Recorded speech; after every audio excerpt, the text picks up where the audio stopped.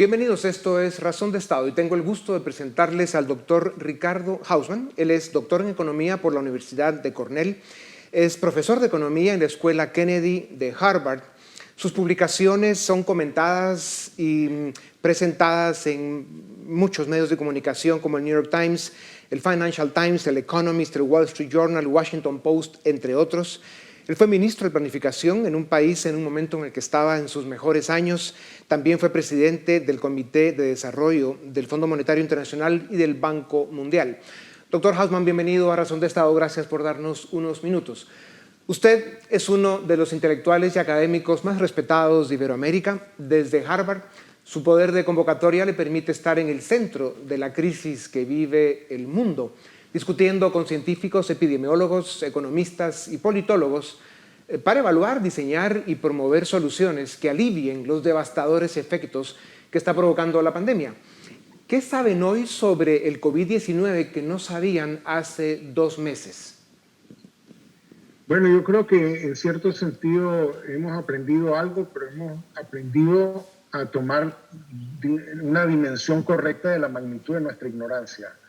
Por ejemplo, en el mes de marzo, la idea detrás de las cuarentenas, de los confinamientos, era que le íbamos a dar un martillazo al virus, íbamos a reducir el número de casos, íbamos a reducir el número de muertes, íbamos a bajar a un nivel donde se hiciera mucho más manejable el seguimiento de los casos, haciendo exámenes, testeos, y haciendo seguimiento de las personas que entraron en contacto con los infectados. Y por esa vía íbamos a poder, en cierto sentido, convivir con el virus bastante bajo control. Esa estrategia funcionó en un conjunto de países, funcionó en Belice, funcionó en Costa Rica, no ha funcionado en Honduras, no funcionó en México, no funcionó en Brasil, en Argentina. Bueno, en Brasil me hicieron la cuarentena.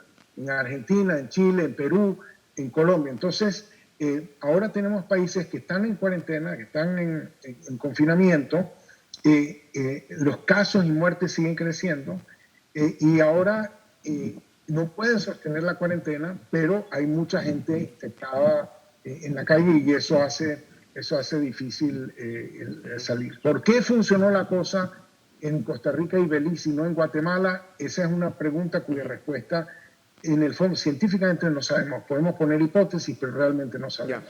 Doctor Hausmann, además de organizaciones y corporaciones, una docena de gobiernos en 3 continentes le pidieron asesoría para enfrentar la crisis. Sin entrar en el nombre de los países, ¿cuáles son las medidas más efectivas que están tomando los gobiernos para enfrentar la pandemia desde las 2 dimensiones afectadas, salud y economía? Bueno, mira, en materia de salud, y están un poco vinculadas, o sea, si tú quieres que la gente se quede en la casa, tienes que poder ayudarlos financieramente a no tener que salir a trabajar.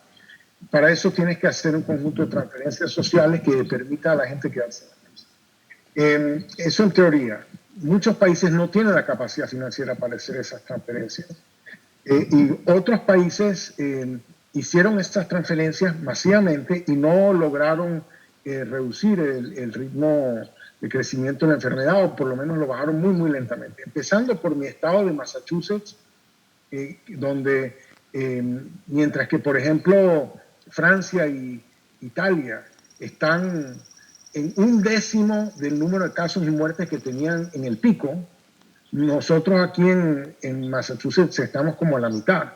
O sea que ha bajado muy, muy lentamente y el número de casos y muertes es gigantesco con respecto a lo que ustedes han visto en Guatemala. Aquí llevamos 6.200 muertos en un estado de 6,8 millones de habitantes. O sea, tenemos menos población que Guatemala y tenemos muchísimo más muertos que Guatemala. Doctor, la lógica de una pandemia es el contagio. Si bien es cierto que lo ideal es controlarlo o incluso detenerlo, este aumenta en forma exponencial y es la madre naturaleza la que está realmente en control.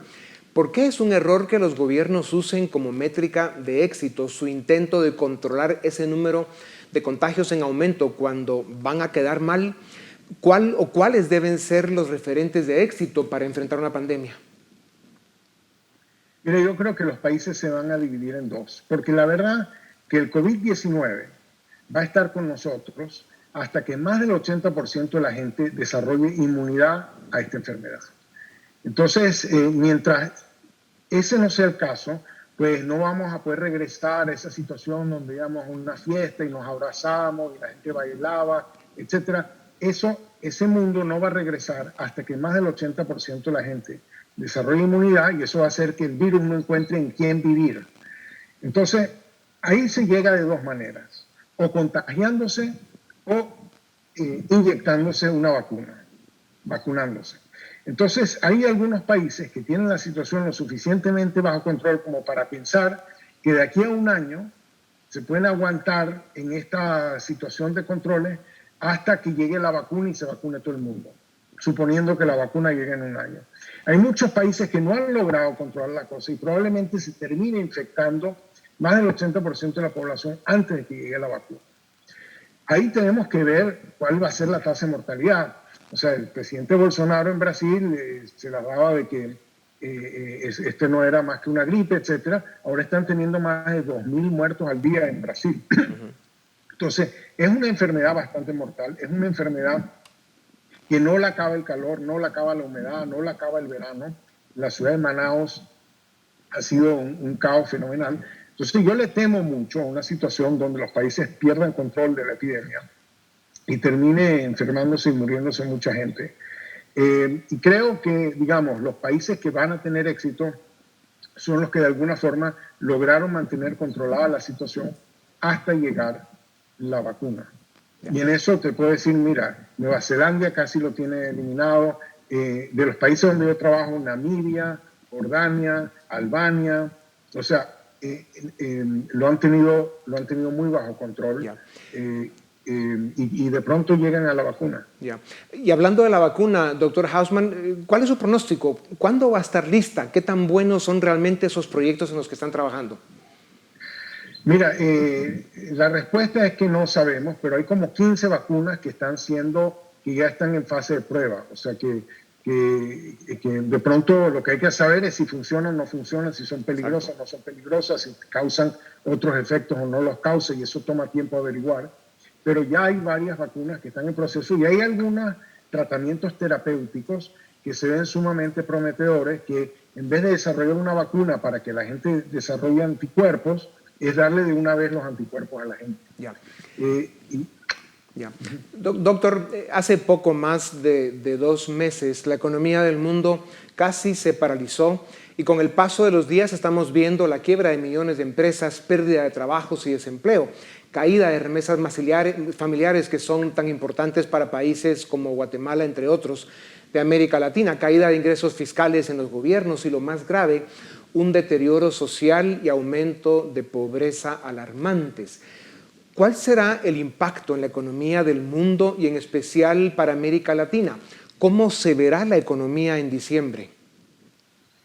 Bueno, mira, lo que hemos aprendido en este último par de meses es que las cuarentenas, los confinamientos han tenido unos efectos económicos muy, muy fuertes. Salieron las encuestas de empleo de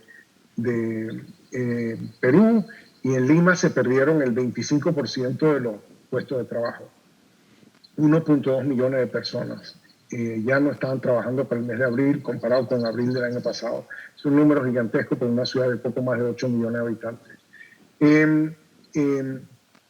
De modo que creo que nos viene un huracán categoría 5, pero pensábamos que nos venía una tormenta tropical.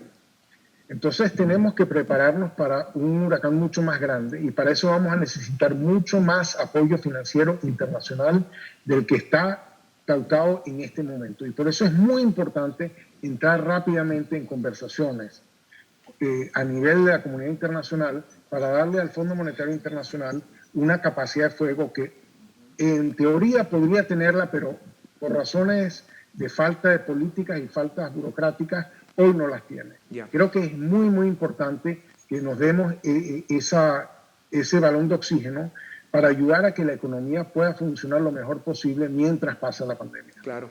Por eso entonces, doctor Hausman, ¿cuál es ese difícil equilibrio? ¿Dónde se encuentra ese equilibrio entre salud y economía? Porque la vida tiene que seguir. Mira, la verdad que no hay decisiones fáciles para los gobiernos. Los gobiernos como Suecia, por ejemplo, que dejaron la situación más abierta y no confinaron a la gente, están viendo la peor recesión de su historia. El Producto Interno Bruto que va a caer enormemente. De modo que no es que... Y lo mismo va a pasar en Brasil, donde el gobierno no quiso imponer una cuarentena. O sea, el COVID va a tener un impacto sobre el mundo, hagan lo que hagan los gobiernos, va a ser un impacto negativo muy grande y el mundo está tratando de tomar decisiones en la ignorancia de saber cuáles son las medidas más apropiadas para enfrentar esta situación. Doctor Hausman, ¿qué tan efectivas, hablando de eso, son las cuarentenas y los toques de queda? Mira, hay algunas cosas que yo creo que funcionan mejor que otras. Por ejemplo, hay algunas cuarentenas que lo que hacen, y toques de queda, que lo que hacen es obligar a que todo el mundo salga a la calle al mismo tiempo. Por ejemplo, que todo el mundo vaya a comprar las cosas al mismo tiempo. En eso Panamá hizo las cosas bien en el sentido de darle a la gente distintas horas, o sea, de acuerdo al número de tu carnet de identidad, sales tal día, tal hora, y entonces eso permitió mantener bajo más control el número de gente en la calle. En otras situaciones, por ejemplo, cuando decidieron entregar cierto dinero de transferencia, pusieron a todo el mundo a hacer cola al mismo tiempo. Estados Unidos, que cuando quiso poner unos exámenes a la entrada en los aeropuertos, creó unas colas súper densas en los aeropuertos que probablemente se contagió mucha gente, etc. Entonces, hay cosas que probablemente se han hecho que sin querer pusieron a la gente más en contacto unos con el otro a producir más contagio. Pero en general yo te diría que hay países que han tenido un éxito fenomenal. Te doy un ejemplo. O sea, Israel tenía 780 casos en el pico al día y hoy tiene 7.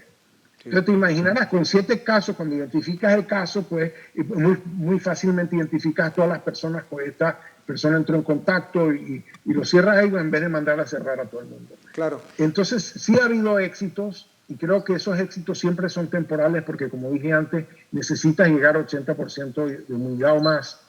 Pero creo que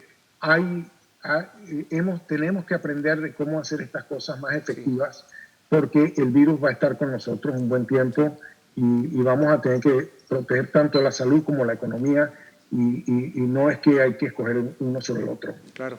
Por eso, doctor Hausman, en todo caso, si lo que se busca es el distanciamiento social, que la gente pueda resolver sus temas del diario vivir en una forma lo más segura posible, un toque de queda en el que le dan muy pocas horas al día a las personas para resolver sus asuntos es una contradicción en sí misma, ¿no? Habría que pensar, en todo caso, abrir los días a que las 24 horas sean útiles y las personas que quieran ir a hacer sus compras a las 3 de la mañana, que lo puedan hacer y van a encontrar muy poca gente y así muchos más ejemplos. ¿Qué piensa de eso? No, totalmente. O sea, yo creo que hay que de las cosas donde más tenemos que aprender es los cambios a estas reglas que minimicen los contagios. Y no, los países han estado prefiriendo medidas que sean fáciles de supervisar a medidas que sean efectivas. Más fácil de supervisar un toque de queda que una medida en la cual la gente puede salir según su carnet de identidad. Claro. Doctor Hausman, otro fenómeno que era esperable ahora que muchos países intentan reabrir sus economías es el miedo. Se puede abrir la economía, pero las personas tienen temor al contagio. Evitarán todo, casi todo, lo que no es esencial. ¿De qué depende recuperar la confianza? Ya hablamos de inmunidad comunitaria, vacuna, información responsable, pero ¿hay algún otro elemento que nos pueda dar esa confianza que hace falta devolver a la raza humana, a la especie humana, para que podamos recuperar nuestras vidas? Bueno, en primer lugar, si tuviésemos tests más efectivos, porque los tests que tenemos, unos son más efectivos pero demasiado lentos y otros son más rápidos pero no tan confiables. Si tuviéramos test efectivos, entonces, bueno, si yo sé que ya yo tuve el COVID-19, pues yo puedo ir por todos lados, no hay ninguna razón para limitar mi actividad. Yo debería ser una persona muy productiva y activa en la sociedad. Si yo sé que no tengo el virus y que los demás en mi oficina no lo tienen, pues yo puedo ir sin temor y sin peligro a la oficina. Pero si hay, por ejemplo, en un país muy exitoso, Albania, abrió, o sea, bajó el virus enormemente, abrió la economía, pues en un call center se contagió mucha gente. Entonces, bueno, menos mal que eran pocos los casos que tenían para saber que era el call center y que había que actuar sobre el call center y sobre las normas, los protocolos de cómo deben funcionar. Pero ese proceso de aprender, mira, ocurrió en Jordania y en Namibia, que controlaron la cosa enormemente, entraron camioneros, ¿no? Conductores de camiones, en un caso de Arabia Saudita, en el otro caso de Sudáfrica, que estaban contagiados, pues los de Jordania fueron a saludar a su familia, contagiaron a toda la familia y apareció un brote por ese tipo de cosas. Con eso vamos a estar luchando todo el tiempo. Yeah. Hay que aprender a identificar esas cosas y a ponerle un parado lo antes posible, así podemos generar un cierto nivel de normalidad económica a pesar de estar conviviendo con el virus. Claro. Doctor Hausman, además de la devastación económica y social que está provocando la pandemia en América Latina, se teme que también se vean amenazadas las democracias, las libertades y los derechos de los latinoamericanos. Una derecha fascista y autoritaria o sobre todo una izquierda populista y autoritaria tendrán tierra fértil para engañar pueblos y alcanzar el poder para destruir la poca institucionalidad que tenemos. ¿Cree usted que es importante empezar a hablar de este tema? ¿Y cómo se pueden proteger los pueblos de una debacle política después de una pandemia? Bueno, un poco la sorpresa que he tenido en estos 2 meses que llevo trabajando en estos temas es que los gobiernos que han manejado bien las cosas se han fortalecido. Se han fortalecido porque la gente siente que se están preocupando seriamente de la situación y están haciendo las cosas de la mejor forma posible, dada la ignorancia que hay sobre la naturaleza del problema y los escasos márgenes de maniobra que tienen. De modo que yo no daría por sentado que, digamos, la reacción va a ser en contra necesariamente de los regímenes actuales. O sea, me parece que en el caso del Uruguay han tenido un éxito muy grande tanto en el manejo de la pandemia como en el apoyo de la sociedad a estos esfuerzos. Entonces creo que hay mucho buen gobierno por hacer en América Latina para tratar de minimizar los daños a la sociedad y en parte quizás para fortalecer a la democracia. Yeah. Este es un momento de unidad nacional, este es un momento de solidaridad entre todos y la capacidad de convocar a esa solidaridad, a ese sacrificio común, creo que es una cosa que puede terminar fortaleciendo a la sociedad. Yeah. Doctor Hausman, ¿qué tan graves son los problemas de salud física y mental que están provocando el encierro y la pérdida de sustento familiar? Mira, esa es una buena pregunta. No sabemos, tenemos anécdotas. Lo que sí sabemos es que en los países donde hay estadísticas semanales de mortalidad, que la mortalidad en estas últimas 10, 12 semanas ha estado muy por encima de la mortalidad normal de este periodo en muchos países, y que esa diferencia de mortalidad es mucho más grande que las muertes oficialmente atribuidas al COVID-19. Parte de esas muertes seguramente se deben al COVID-19 y parte de esas muertes se deben a otras cosas, como el hecho que la gente tuvo miedo de ir al hospital porque se podía infectar en el hospital, al hecho de que el sistema de salud estaba de pronto más comprometido, o al hecho de que de pronto la gente se deprimió y se suicidó o se murió de otras causas. Yeah. Doctor Hausman, para terminar, ¿cuáles son las buenas noticias, si las hay, sobre esta pandemia? ¿Y qué oportunidades tiene la especie humana cuando salgamos de esta crisis tan terrible? Bueno, yo creo que esta va a ser la última vez que una pandemia nos agarre tan desprevenidos. Creo que hay un aprendizaje social a nivel mundial y creo que digamos, los países van a desarrollar capacidades mucho más fuertes para enfrentar estas situaciones.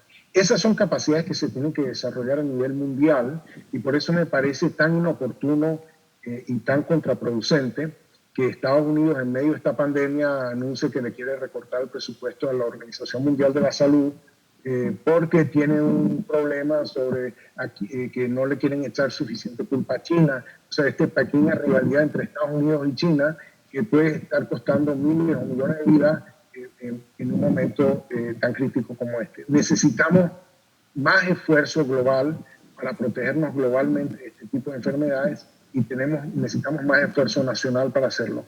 Pero creo que de aquí va a salir ese aprendizaje y de pronto va a salir el aprendizaje de que más allá de las libertades individuales, tenemos responsabilidades el uno con el otro, porque yo con mi libertad te puedo infectar, puedo matar, y tengo que ser socialmente responsable de mis compatriotas y de la gente con la que comparto la vida.